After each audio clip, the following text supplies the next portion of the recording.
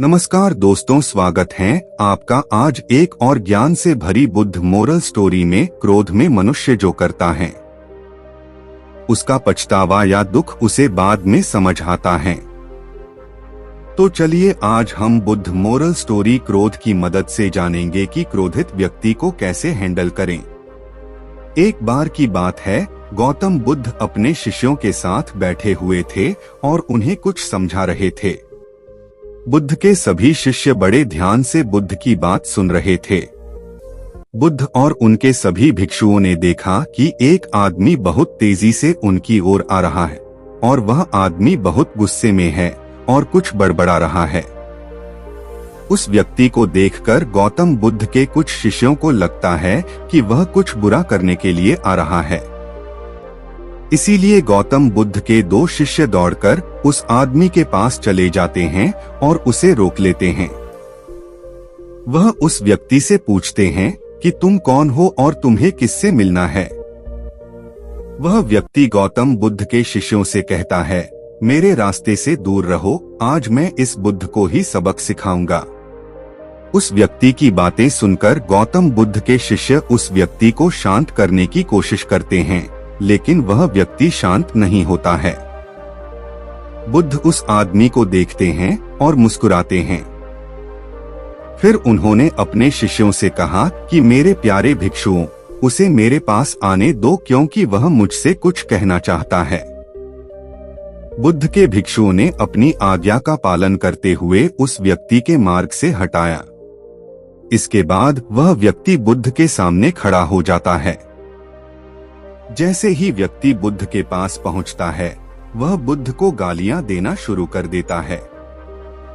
बुद्ध उस व्यक्ति की गालियां सुनते रहते हैं, परंतु उसे कोई भी उत्तर नहीं देते।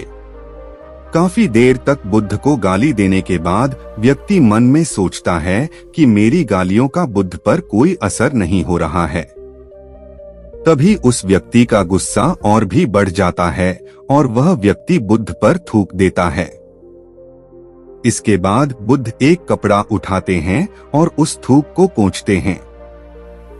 यह देखकर गौतम बुद्ध के सभी भिक्षुक क्रोध से भर जाते हैं, लेकिन बुद्ध की अनुमति के बिना कोई भी भिक्षुक अपना क्रोध व्यक्त नहीं करता। वह व्यक्ति फिर से बुद्ध पर थूकता है और बुद्ध फिर से कपड़ा उठाते हैं और थूक साफ करते हैं। मित्र, तुम कुछ और कहना चाहते हो? बुद्ध मुस्कुराकर पूछते हैं। जैसे ही वह व्यक्ति बुद्ध का यह प्रश्न सुनता है तो वह व्यक्ति अंदर तक हिल जाता है। फिर वह व्यक्ति बुद्ध को कोई उत्तर नहीं दे पाता और तुरंत वहां से चला जाता है। बुद्ध के सभी भिक्षुओं के मन में यह सवाल उठता है कि उस व्यक्ति ने बुद्ध का इतना अपमान किया, लेकिन बुद्ध ने उस व्यक्ति से ऐसा क्यों कहा और क्या वह कुछ और भी कहना चाहता था। सभी भिक्षुओं में से एक भिक्षु बुद्ध से पूछता है कि आपने उस व्यक्ति से ऐसा क्यों कहा और क्या वह कुछ और भी कहना चाहता है, जबकि साफ था कि वह शख्स यहाँ कुछ कहने नहीं आया था बल्कि आपका अपमान करने आया था। वह व्यक्ति बुद्ध का अपमान करके अपने घर तो चला जाता है, लेकिन पूरी रात सो नहीं पाता है। उसके मन में सिर्फ यही प्रश्न घूमता रहता है कि मैंने बुद्ध का अपमान किया, उन्हें गालियां भी दी, फिर भी उन्होंने मुझसे यह क्यों पूछा कि क्या मैं कुछ और कहना चाहता हूँ, जबकि वह उनका अपमान करने गया था। अगले दिन वह व्यक्ति सुबह जल्दी उठकर बुद्ध के चरणों में लेट जाता है। बुद्ध के सभी शिष्य यह देखकर आश्चर्यचकित रह गए कि जिस व्यक्ति ने कल बुद्ध का अपमान किया था वह आज रो रहा है और बुद्ध के चरणों में पड़ा हुआ है। बुद्ध उस व्यक्ति को उठाते हैं और उस व्यक्ति से कहते हैं, मित्र, क्या तुम कुछ और भी कहना चाहते हो? इसी बीच बुद्ध के एक भिक्षु ने बुद्ध को टोकते हुए उनसे पूछा, बुद्ध, कल जब यह व्यक्ति आपका अपमान कर रहा था तो आपने भी यही कहा था, क्या आपके पास कहने के लिए कुछ और है? और आज यह व्यक्ति आपके सामने रो रहा है, तुम अभी भी यही कह रहे हो, इसका क्या मतलब है? बुद्ध, कृपया हमें समझाइए। बुद्ध ने कहा कि शब्दों की कमी है, कल भी यह व्यक्ति मुझसे कुछ कहना चाहता था, लेकिन शब्द नहीं थे। इसलिए वह क्रोधित होकर मुझ पर थूककर उस बात को मुझसे कहने का प्रयास किया, और आज भी आंसू शब्द के स्थान पर असमर्थ हैं, जो यह कहना चाहता है। उसके बाद वह व्यक्ति बुद्ध से कहता है कि बुद्ध, मुझे क्षमा कीजिए, मैंने आपका अपमान किया है। बुद्ध कहते हैं कि तुम्हें क्षमा मांगने की कोई आवश्यकता नहीं है, क्योंकि तुमने ही क्रोध किया है और उसका दोहक भी भोगा है।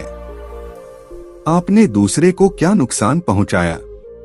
क्रोध एक आग की तरह है जो हम अपने हाथ में रखते हैं, उसे किसी और पर फेंकने के लिए, लेकिन भूल जाते हैं कि उस अंगारे से पहले अपना हाथ जलता है। उम्मीद करता हूँ इस बुद्धा मोरल स्टोरी से आपको आज बड़ी सीख मिली होगी। मुझे उम्मीद है कि आपको यह कहानी पसंद आई होगी और काफी कुछ सीखने को मिला होगा। कहानी के बारे में अपने विचार आप हमें नीचे कमेंट बॉक्स में कमेंट करके बता सकते हैं। बाकी अगर यह कहानी आपको अच्छी लगी हो तो इस वीडियो को लाइक करें और चैनल को सब्सक्राइब जरूर करें। तो मिलते हैं अगली वीडियो में, तब तक अपना ख्याल रखना। धन्यवाद।